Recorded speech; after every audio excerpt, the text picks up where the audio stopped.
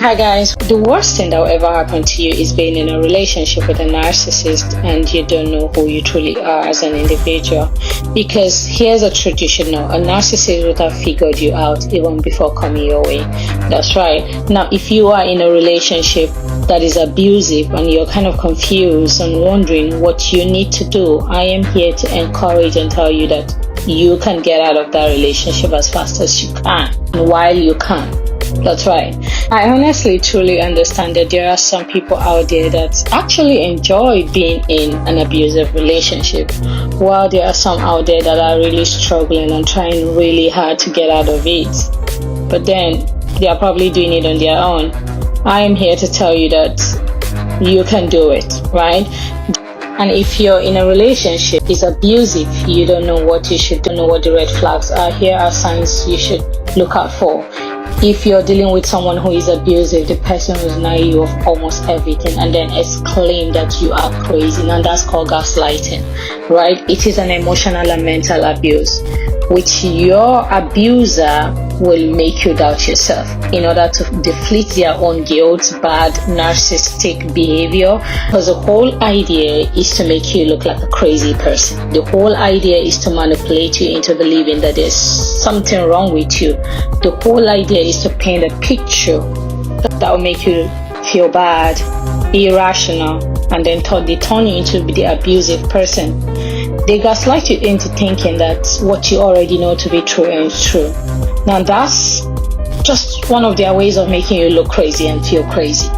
They make you question your sanity and even make you stop believing in who you truly are if you are not careful.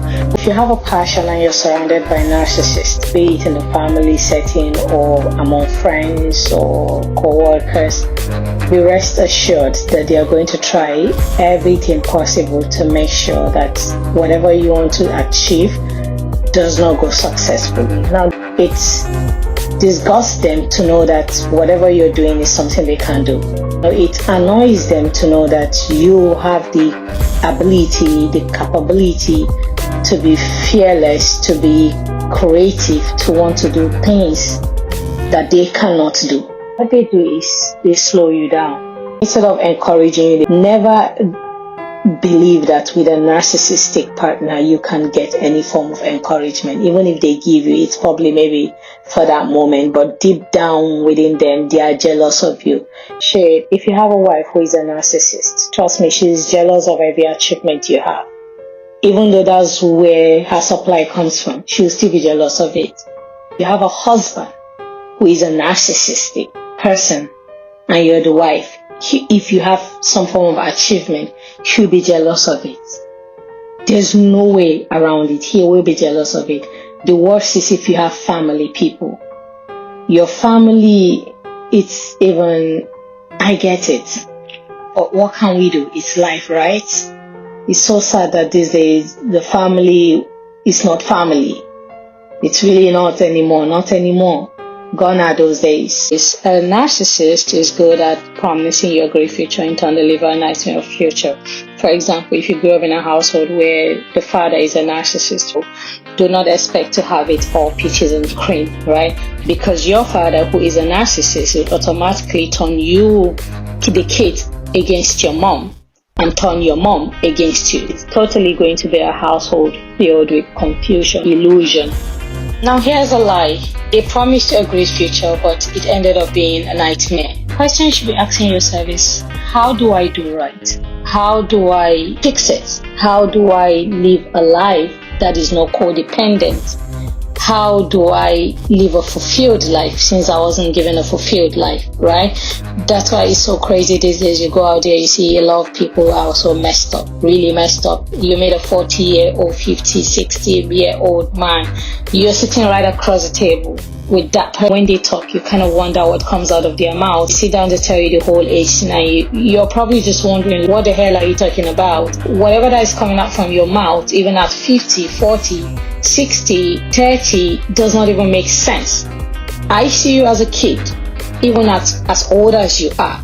Now, don't get me wrong, that I've also sat down with people, with men who are filled with wisdom, all knowing that sometimes you don't even want the conversation to end. That's because there's so much you're learning, there's so much you're gaining out of that conversation, right? Now all these things goes a long way, because it's so messed up in such a way that as you go out there, you see relationships all messed up.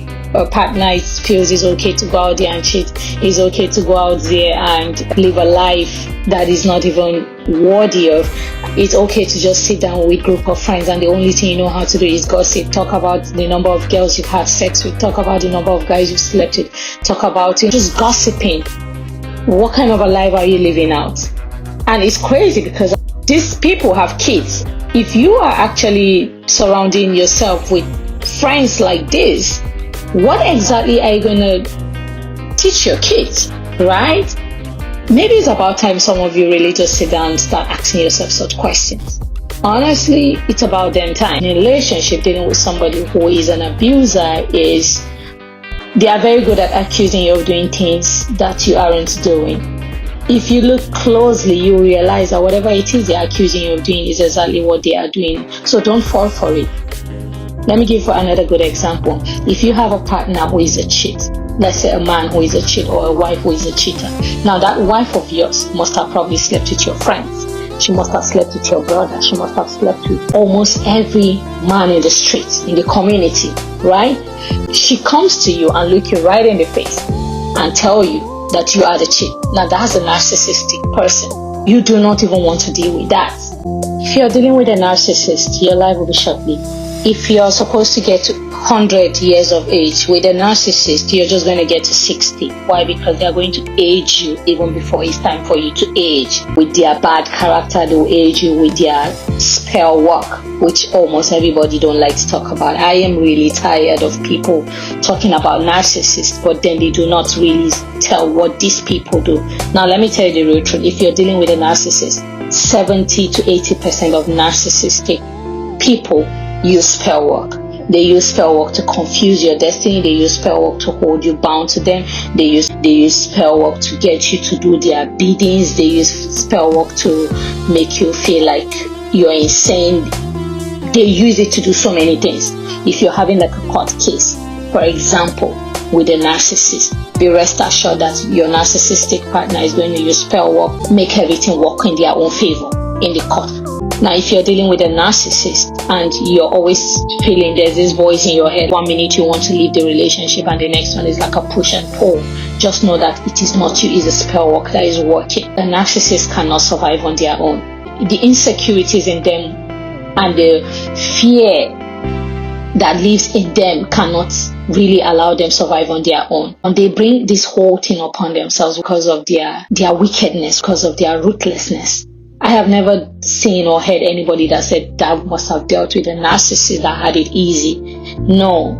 A narcissistic individual use guilt, charms, hope, love, obligations, fear, or confusion to get what they want. They use sex spells to hold you bound. For example, it's like 1 minute you feel you need to get out of that cycle, and the next minute is like there's this voice in your head that is telling you need to stay. No, you need to be. This is where you belong. No, this is where you have to be. No, you have to stick around because of the kids. No, people are going to talk about you. No, people are going to laugh at you. Bro, that's a spell work working. It's really the spell work working. Now, it's only working in you. Why? Because you vibrate low. Your energy vibration is very low. If you're an individual who vibrates high, none of that shit is going to work on you. There is no way it's going to work on you, right? And every narcissist is always ahead of you if you're vibrating on a very low energy. That is why I always advise people, you need to vibrate high. You need to know your energy level, because energy is everything. People don't really understand this shit. Love is energy. The people you surround yourself with, it's all energy. You take in, what do you take out? What do you breathe in? What do you breathe out? If every now and then you're surrounded by people that think like you, people that feel like it's okay to live a life that is not fulfilled, even though they feel it's fulfilled, that is low vibrational, right? It is really low vibrational. For every time a narcissist wants to manipulate you, it will be so easy for them to manipulate you. Why? Because you do not even know yourself. Why? Because you don't know your left from your right. You feel like you're the boss. You feel like, but no, with a narcissist, they are always ahead of you. If you're dealing with a narcissist, another thing you should be very careful is these guys will unalive you.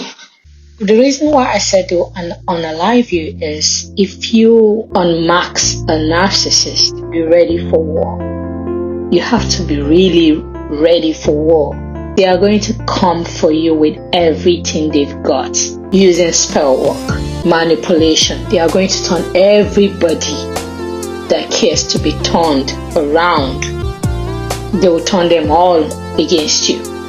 What you have to do is keep standing. You just have to keep standing. It's not really a peaceful place to be in. The only reason why they want you bound to them is because without your energy, they can't survive. They are energy vampires. So they feed off you. They are weak. They put out this really nice persona to the whole world that they are strong, they are this, they are that.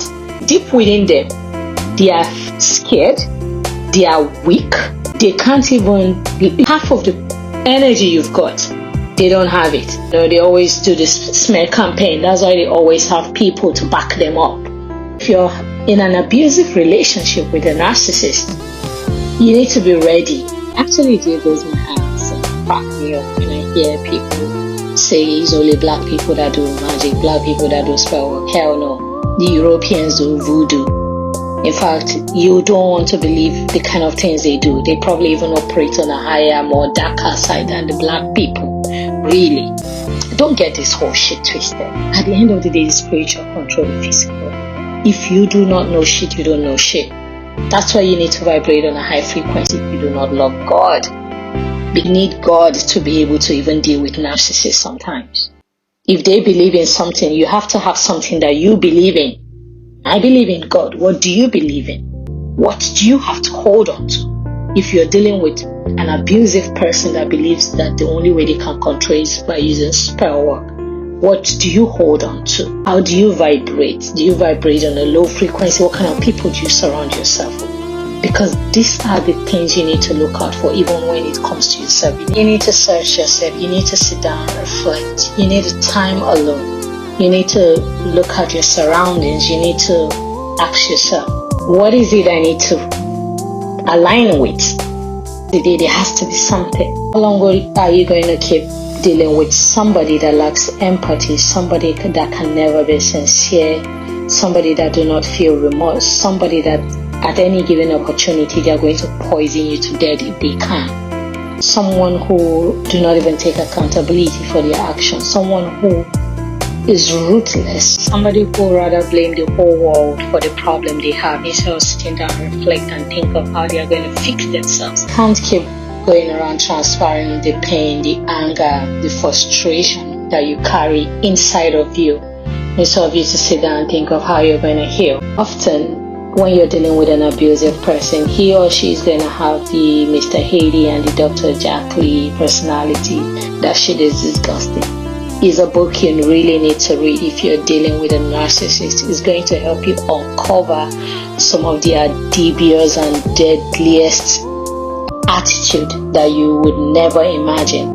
These people have a multiple personality disorder or possibly a metaphorical personification of the field theory of the ego, the superego. If you have a partner who acts like what I've just mentioned, you just need to know that you're dealing with someone who has intense, dramatic modes. If you're out there dealing with betrayal that came from having to deal with a narcissist, I'm here to comfort you and to tell you that you did a good job for yourself staying away. And while you're going through this betrayal, just know that it's normal. Just know that it's part of life lesson. Just know that these are some of the things that you have to face that will have to keep you stronger. Remember that even Satan betrayed Eve. Cain in the Bible betrayed Abel because why he grew jealous of his own brother. Joseph in the Bible was betrayed by his brothers. Why? Because he actually unveiled his dreams and his visions to them. And at the end of the day, what happened? They betrayed him. Delilah betrayed Samson in the Bible, and David also betrayed Uriah. But you see, it's in the Bible. Just take heed and just tell yourself that It's part of the lessons. If it never happened, you probably won't even know yourself. When you find yourself having to deal with karmic relationships, just accept the fight, accept whatever that comes with it, and just know that there are better things that await you. It's just something that you probably will have to face. You should even be happy. Some people end up committing suicide without being woke to this whole bullshit called relationship that is not fulfilling. Knowing it's actually a beautiful thing. Honestly, it's a beautiful thing. If you're still here with me, thank you for sticking around. Don't forget to share, like, and subscribe. And see you in the next one. Bye, guys.